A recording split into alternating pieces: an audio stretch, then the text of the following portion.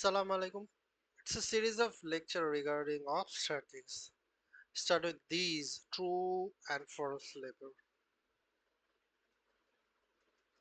Okay, contraction can occur due to benign condition like mild dehydration can cause contraction or serious etiolosis like preterm, pre-labor, rupture of the membrane, abruptio placenta. Therefore, all patients with contraction, regardless of gestational age, require evolution.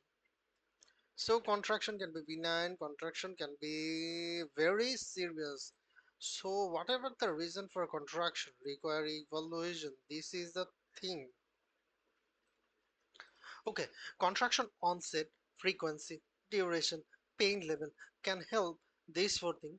Onset, frequency, duration, pain level can help to distinguish what true versus false labor.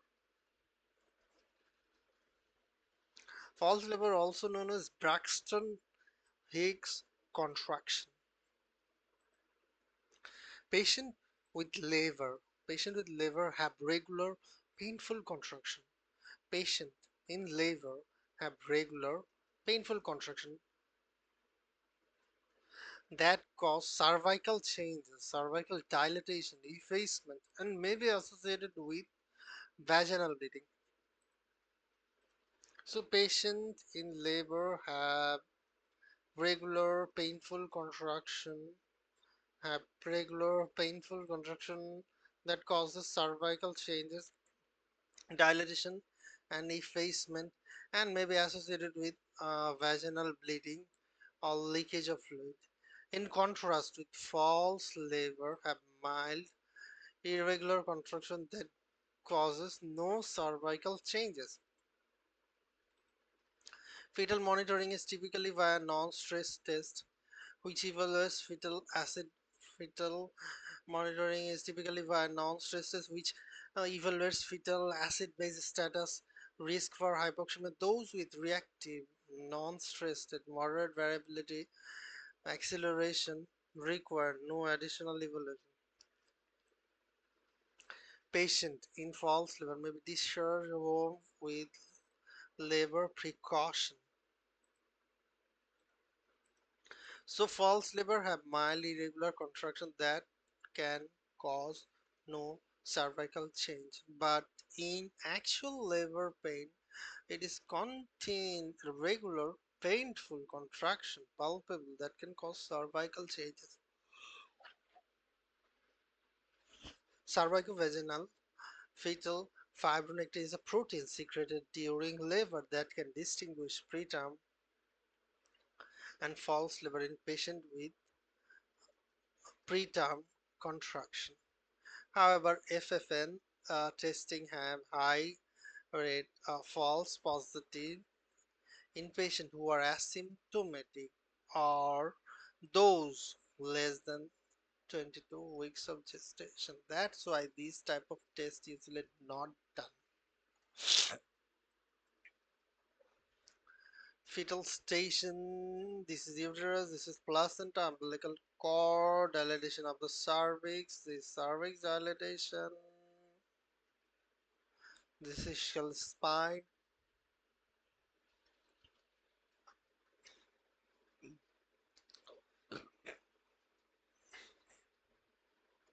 shell tuberosity, this is perineum, this is the way of dilatation.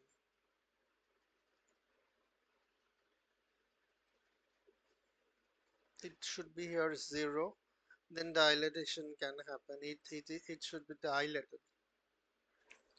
Stages of stages of labor. The first stage of labor begins with the onset of the regular contraction and lasts until complete cervical dilatation means 10 centimeter cervical dilatation.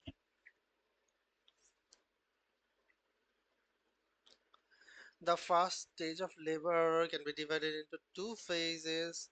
The latent phase, active phase. Latent phase 0 to 6 centimeter when cervix dilates slowly and have no definite expected rate of cervical change.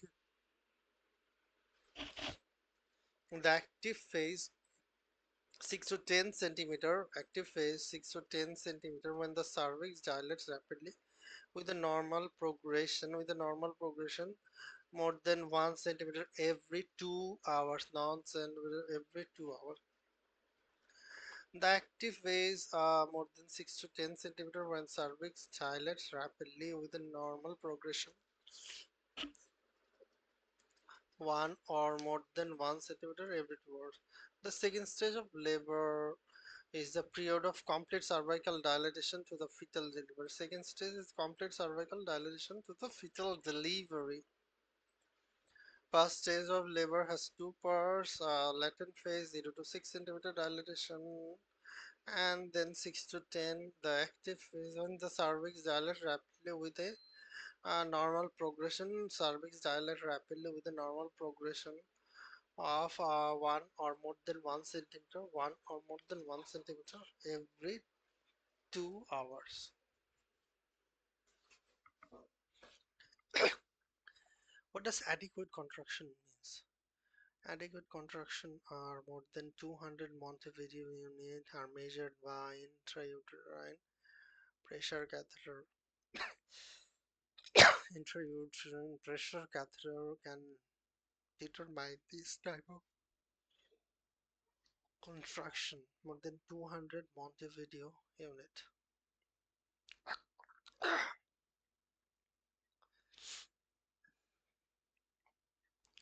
The ideal fetal head position.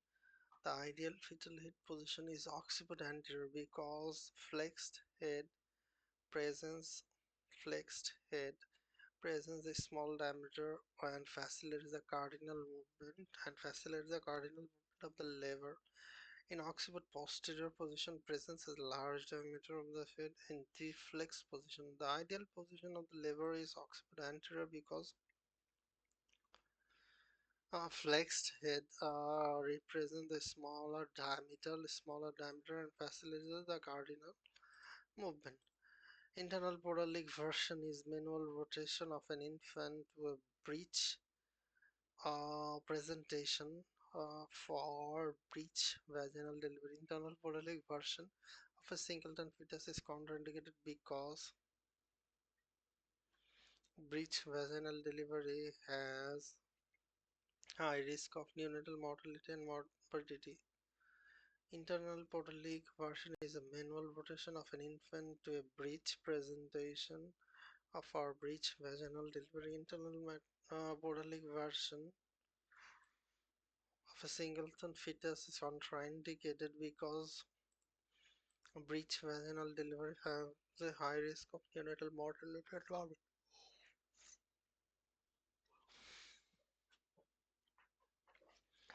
First stage labor protraction may be due to inadequate uterine contraction, cephalopelvic disproportion, or fetal macrosomia.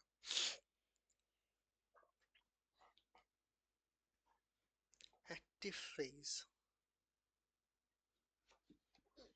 What does the active phase means?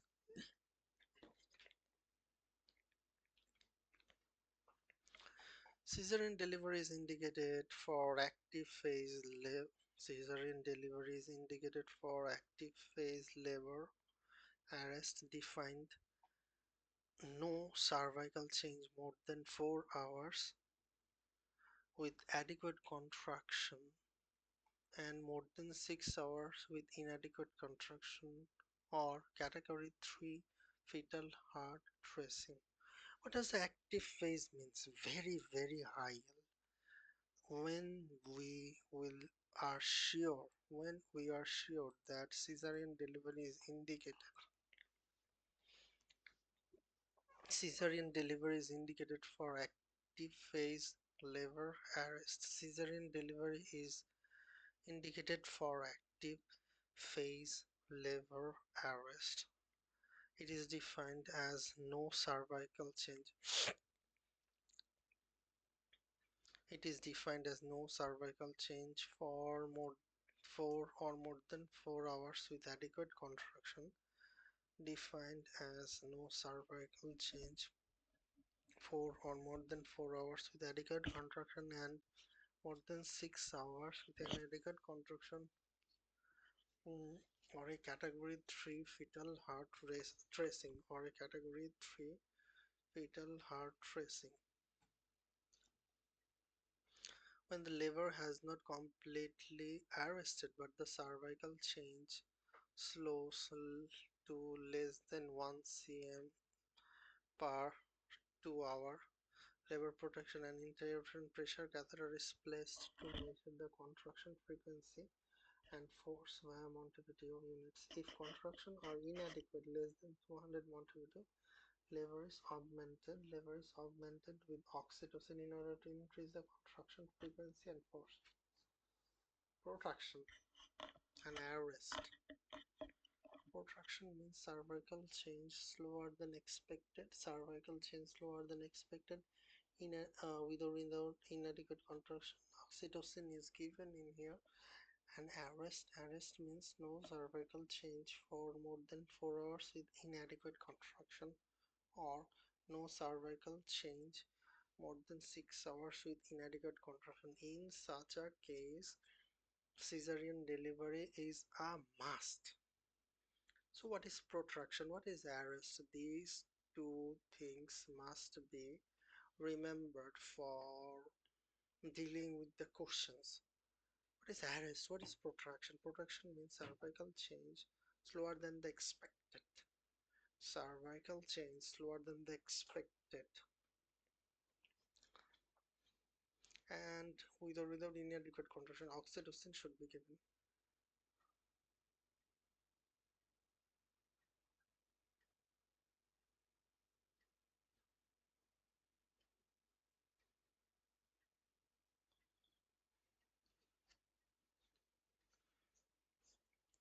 What is arrest means no cervical change more than 4 hours with adequate contraction, and no cervical change more than 6 hours with inadequate contraction. In such case, cesarean delivery is a must. Active phase protraction. Protraction is commonly caused by cephalopelvic. Protraction is commonly caused by cephalopelvic disproportion in which fetal heart rate too large to fit through the maternal pelvis. Too large to fit through the maternal pelvis. Cephalopelvic disproportion is more common in late-term pregnancy, more than 41 weeks of gestation, or in case of fetal anomaly or malposition. In occiput posterior, additional risk factors include maternal obesity, excessive weight gain, nulliparity, advanced maternal age. Inadequate contractions are common. Causes include uterine inadequate contraction, fetal malposition, macrosomia, and pelvic deformity or fracture etiologies. In active phase protraction, protraction is commonly caused by cephalopelvic disproportion in which fetal head is too large to fit through the maternal pelvis.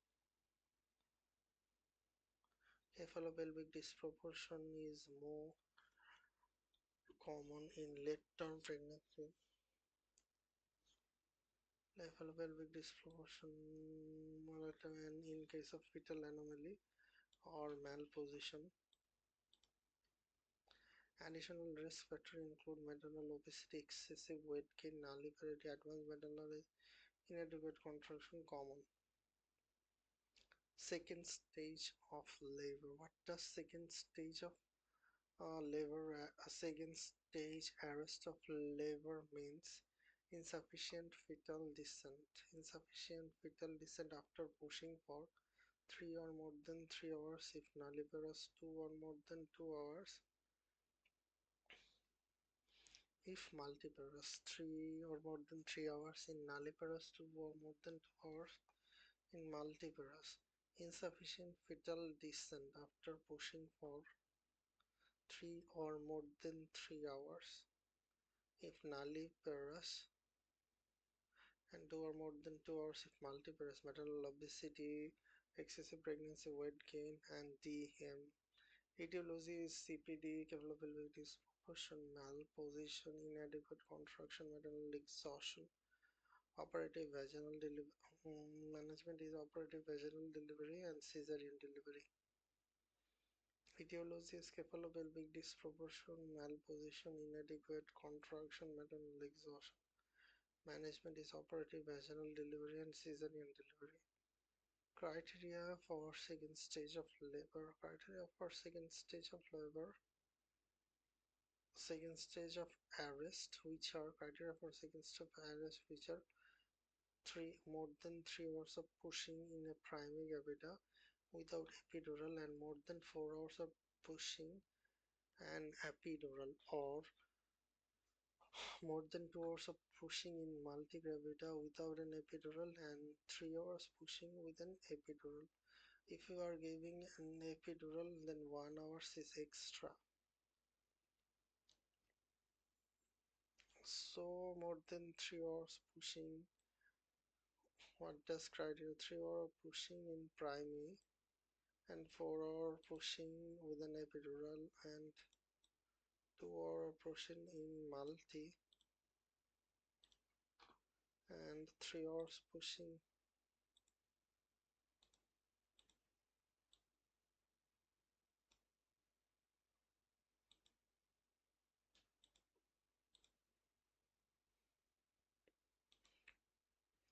Patient is functionally nulliparous when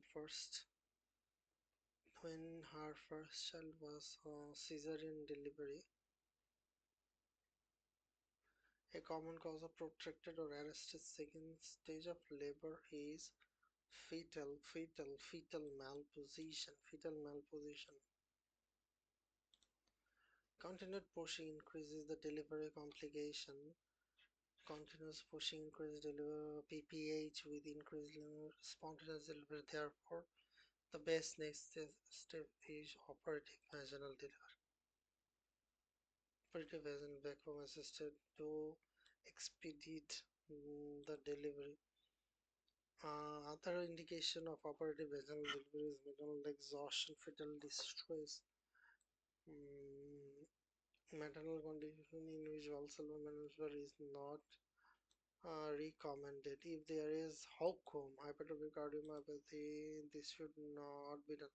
Neuroaxial anesthesia epidural can lengthen the second stage of labor, but they do not cause arrest.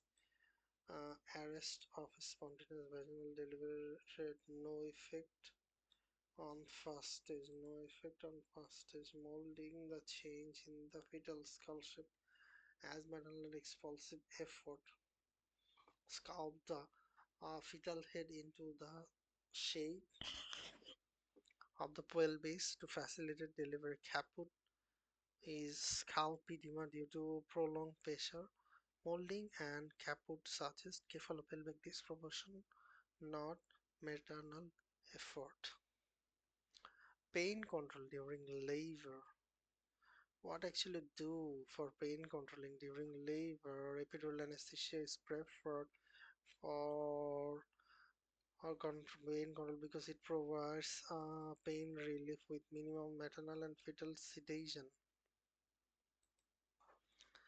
Local anesthetic, bupivacaine is given. Hypotension is the most common side effect of epidural anesthesia. Can be easily be prevented and treated. Continuous epidural anesthesia involves infusion of low concentration of local anesthetic at the lumbar 2 to lumbar 5 level, blocking the nerve responsible for labor pain. Hypotension occurs due to sympathetic nerve fibers responsible for vascular nerve are blocked, resulting vasodilated venous flooding, decreased venous return on right heart, therefore decreased cardiac output. Persistent untreated hypertension can result in decreased placental perfusion, can lead to fetal acidosis. It can be prevented by aggressive IV fluid volume expansion. Aggressive IV fluid volume expansion prior to epidural placement. Treatment include left uterine displacement, positioning the patient on the left side to improve ventilation and adequate fluid and vasopressin. Sometimes vasopressin So before giving this bupivacaine or before giving the epidural anesthesia which really causes hypotension, you have to give IV fluid. You have to give IV fluid. You have to give IV fluid bolus for happening to this hypotension. Sometimes you need vasopressin too because it may cause hypotension. Epidural anesthesia can be inserted in the epidural vasculature. This causes local anesthetic, systemic toxicity, tinnitus, epidural numbness, metallic chest, sometimes generalized tonic-clonic, the CNS rate, there may be cardiovascular activation, and there may be cardiovascular management of the local anesthetic. And systemic toxicity is a drug cessation visualization. An inadvertent spinal blow can occur if the epidural catheter, if the epidural catheter,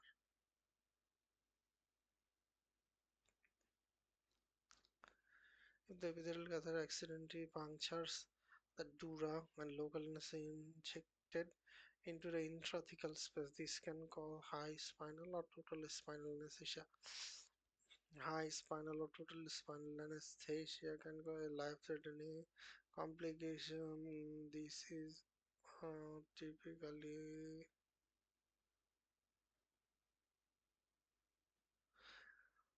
this typically presents with hypertension, respiratory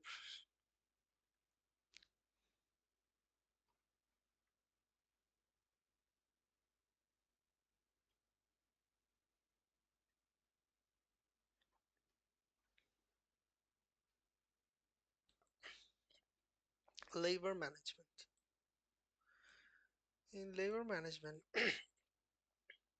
digital palpable bulging bag, non-palpable presenting part.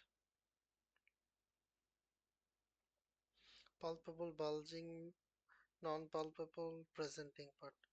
This is head, this is buttock presentation.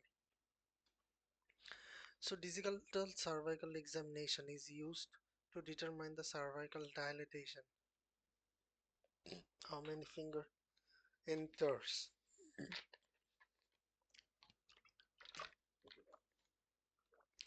The digital cervical examination is used to determine cervical dilatation and fetal presentation. The fetal part, head or buttock directly overlying the pelvic inlet.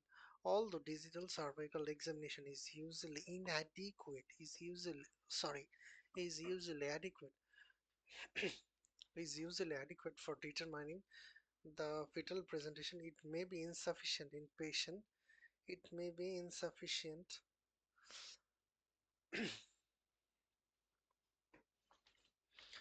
It maybe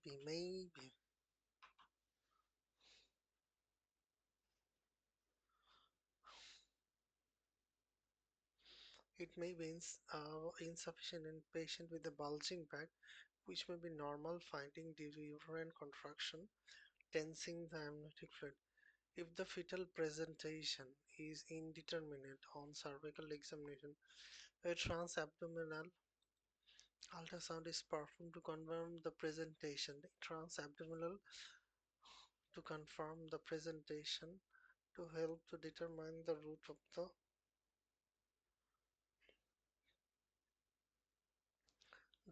of delivery.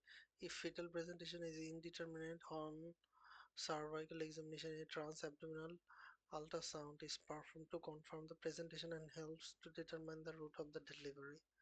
Patient with cephalic presentation can be managed expediently in in an anticipation of vaginal delivery. Conversely, breech or other non-cephalic transverse or fetal presentation should be managed by cesarean delivery in order to avoid the increased risk of neonatal death associated with breech vaginal delivery.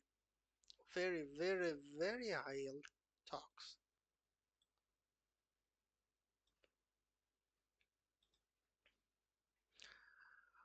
Okay, amniotomy or iatrogenic rupture of the membrane, also known as amniotomy, is no longer routinely performed on patient on a spontaneous labor because it does not decrease the duration of the first stage of labor or reduce cesarean delivery rates.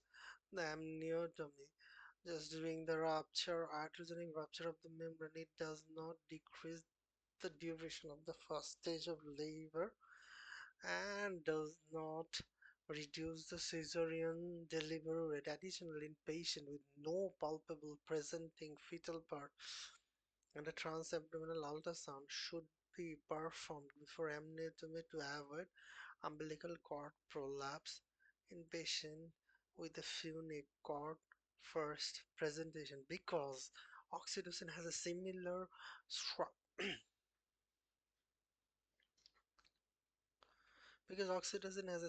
structure to antidiuretic hormone. Prolonged or excessive oxytocin administration can cause severe hypertension. Very high. I'll talk that it's oxytocin is just like ADH. ADH can cause retained sodium. ADH, antidiuretic hormone, can cause retained water. Antidiuretic hormone just retain water and cause low sodium. So oxytocin has similar structure like ADH. So more and more oxytocin causing severe hypernatremia, cerebral edema, and generalized tonic-clonic seizure. So if we give more and more oxytocin to contract the uterus, so oxytocin-induced hyponatremia includes cessation of oxytocin infusion and gradual administration of the hypertonic saline in symptomatic patients with seizures to raise serum osmolality and to reverse cerebral edema. Very high thought. Emergency low transverse cesarean delivery, horizontal incision, trial of liver contraindicated. No. Trial of liver contraindicated. No. So low transverse cesarean delivery, horizontal classical cesarean delivery, vertical incision, trial of liver contraindicated. Yes. Abdominal myomectomy with abdominal myomectomy with uterine cavity entry, trial of liver contraindicated. Yes. Abdominal myomectomy without uterine cavity entry. No. So low transverse cesarean and abdominal myomectomy without uterine cavity, tri trial of liver contraindicated is no. So classical cesarean and abdominal myomectomy with uterine cavity, you should not trial for a liver. You should not trial for a liver. It is contraindicated. The risk of rupture, the risk of uterine rupture is greatest in laboring patient with prior uterine surgery. Well, uh, classical or vertical cesarean delivery or myomectomy with extensive enter into the uterine cavity during removal of the intramural or submucosal fibroid. Intense constant abdominal pain and abnormal fetal heart rate tracing, persistent variable deceleration are concerning for fetal rupture. Other possible manifestation uterine rupture include vaginal bleeding, abdominally palpable fetal part, loss of fetal station, change in contraction pattern. The presentation of the uterine rupture varies based on the extent and the exact location of the rupture and the presence or absence of the regional anesthesia. Patient with either classical cesarean delivery or extensive myomectomy delivered via cesarean at 36 to 37 weeks of gestation where these patients present in labor and urgent laparotomy and cesarean delivery where are required. Further management determine intraoperative findings. If such uterine rupture has occurred, delivery is typically through the rupture side and the uterine repair is performed. If the uterus is on rupture, a hysterectomy is performed. Degenerating uterine fibroids. Degenerating uterine fibroids. Leiomyomata uteri fibroids are benign tumor, benign myometrial tumor that can grow rapidly during pregnancy due to elevated estrogen and progesterone level. However, because of myometrial blood flow shifts towards the developing fetus and placenta during pregnancy, leading to fibroid infarction and necrosis. Therefore, degenerating fibroids can cause uterine contraction.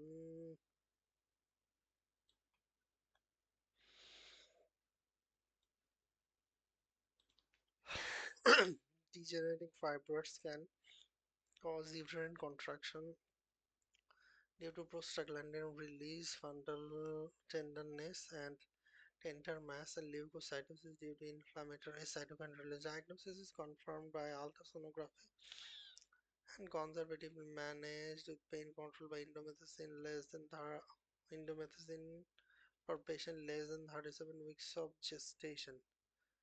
Delivery planning of uterine rupture can occur in patient with prior cesarean delivery and can present with acute abdominal pain, palpable mass.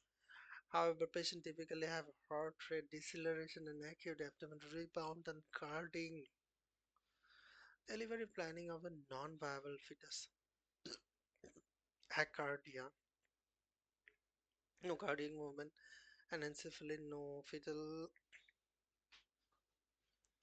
no head, no calvarium, bilateral renal agenesis, hollow prosencephaly, intrauterine fetal demise, pulmonary hyperplasia, and thanatotropic dwarfism. Obstetric management, vaginal delivery, no fetal movement. Neonatal management, palliative care if not stillborn. The priority of the lethal fetal anomalies such as anencephaly to minimize the maternal morbidity and mortality. Obstetric care is maternally focused and typically preterm labor with neonatal benefit is not indicated. Fetal heart rate monitoring is not indicated because it does not affect the delivery management. Amnioinfusion involves the placement of an intrauterine pressure catheter for an intrauterine infusion to decrease umbilical cord compression and resolve variable deceleration. Amnioinfusion is contraindicated in patients with a history of uterine surgery. An an operative vaginal delivery can be used to expedite a vaginal delivery in patients with abnormal fetal heart rate tracing. However, patient must be completely dilated for an operative vaginal delivery. Tarbutaline is a tachylytic to relax the uterus on when contractile abdominal such as tachysystole and tetanic contraction are causing fetal heart rate abnormality. At that very time, you can give tarbutaline should not be administered without knowing the fetal presentation. If fetus is cephalic, and then tarbutaline tachylitis will delay the vaginal delivery. Indomethacin is contraindicated after 32 substitution due to risk of premature fetal ductus arterius closure. High dose folic acid is indicated and high risk fetus like neural tube defect, prior affected pregnancy, use of folate antagonist management like patient is in RA where WMTX is given. Intramuscular hydroxyprogesterone is indicated in pregnant patients with spontaneous preterm delivery, preterm pre-labor rupture of the membrane, preterm labor to decrease the risk of recurrence. It is not indicated who underwent preterm delivery for other conditions like preeclampsia with severe feature or fetal growth restriction. In such cases, these should not be given. It is given on preterm labor, pre-labor rupture of the membrane, but not in PE or preterm. Vaginal position is indicated to decrease the preterm labor in patients with shortened cervix, usually given in 16 to 24 weeks of gestation. Antenatal corticosteroid decrease the prematurity related neonatal mortality and morbidity, and magnesium sulfate decreases the risk of CP, cerebral palsy below 32 weeks of gestation, magnesium sulfate. So that's all about this. Hope you enjoyed.